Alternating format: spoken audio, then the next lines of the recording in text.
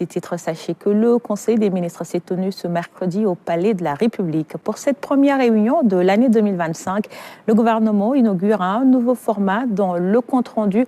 À ce propos, le ministre porte-parole revient sur les points saillants du communiqué. Nous écoutons à ce propos Moustapha Ndiek Sarré. Mesdames et messieurs, bonsoir. Dans un souci de modernisation et d'accessibilité à l'information gouvernementale, nous inaugurons aujourd'hui une nouvelle approche, plus interactive et simplifiée, pour vous informer des décisions prises en Conseil des ministres. Cette innovation a pour but de mieux informer des décisions et orientations et engager chaque citoyen autour des actions gouvernementales. Ainsi, le porte-parole du gouvernement que je suis et au besoin, les autres ministres sur des questions relevant de leur département se succéderont devant ce pupitre. Ce conseil a marqué le lancement de l'exercice 2025 dans le cadre du déploiement de l'agenda national de transformation Vision Sénégal 2050. Il s'articulera autour d'un plan d'action gouvernemental visant à consolider la transformation systémique de notre pays. Une priorité spéciale sera accordée au secteur sanitaire. Le chef de l'État a insisté sur la nécessité d'améliorer la qualité de vie des citoyens, notamment par la mise en place de filets sociaux, le renforcement de fonds de solidarité nationale, la restructuration de programmes sociaux et l'actualisation du registre national unique, afin de cibler avec précision les ménages vulnérables. Dans le cadre de la pacification et de la stabilisation du climat social, un nouveau pacte social sera conclu avec les centrales syndicales et les organisations d'employeurs avant le 1er mai.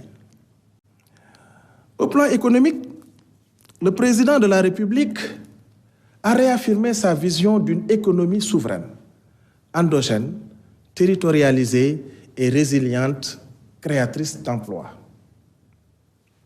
Ainsi, une importance capitale est accordée à la finalisation du projet de loi sur la souveraineté économique destiné à protéger les secteurs stratégiques tels que le pétrole et le gaz et à renforcer les intérêts des entreprises nationales, particulièrement dans le secteur privé.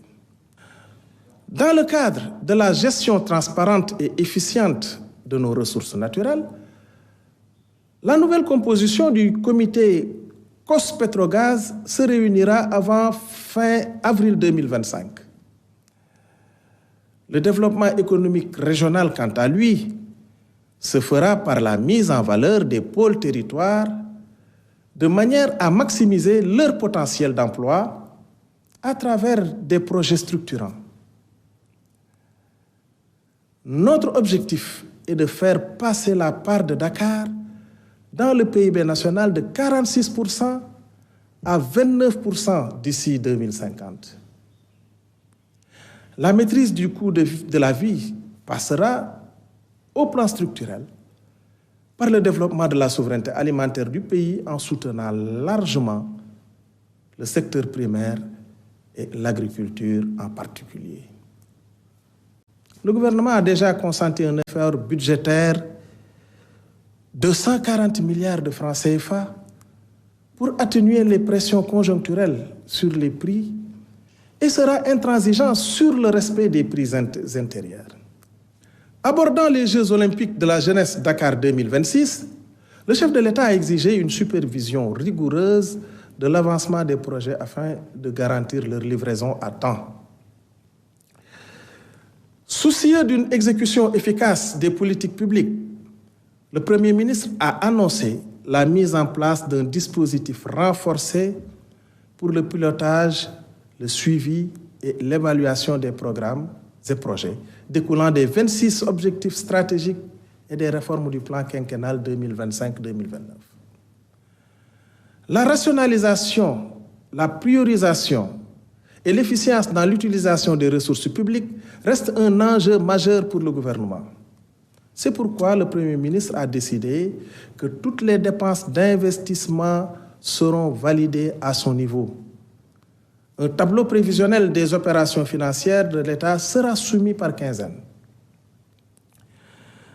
Au plan législatif, 2 projets de loi d'envergure ont été adoptés par le Conseil. D'abord, le projet de loi portant réglementation de la microfinance en application des directives de l'UEMOA. Ce texte consolide la gouvernance du système de microfinance, renforce la protection des épargnants, encourage l'inclusion financière, favorise la mobilisation de l'épargne nationale et intègre des innovations couvrant le champ de la finance islamique. Ensuite, le projet de loi portant réglementation bancaire qui internalise la loi uniforme relative à la réglementation bancaire dans les États membres de l'UEMOA. Il renforce la gouvernance globale du système bancaire, assure une meilleure cohérence de son cadre réglementaire et prévoit, au-delà de la supervision, la mise en place de dispositifs de résolution. Voilà, mesdames et messieurs, les principales mesures prises lors de ce Conseil des ministres. Je vous remercie de votre attention. C'était là la lecture du Conseil du communiqué des ministres tenu ce mercredi au Palais de la République.